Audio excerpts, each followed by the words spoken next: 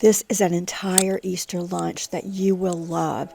It's a panko roasted salmon with roasted potatoes and roasted asparagus. So pour yourself a glass of wine and get started. Chop your baby potatoes and put them on a baking pan.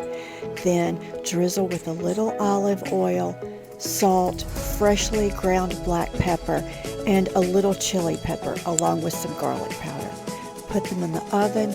Chop up some parsley, drizzle your side of salmon with olive oil, salt, pepper, then spread with a fairly thick layer of mustard.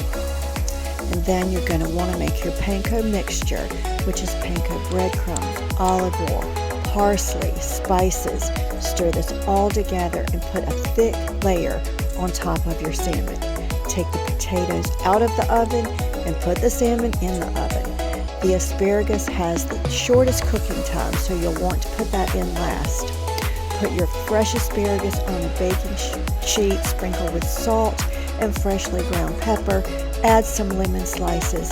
Take that asparagus out after a few minutes. You still want it to be crispy. Then remove the salmon. It is beautiful, golden, and delicious. Serve it all on one platter. Eat and enjoy.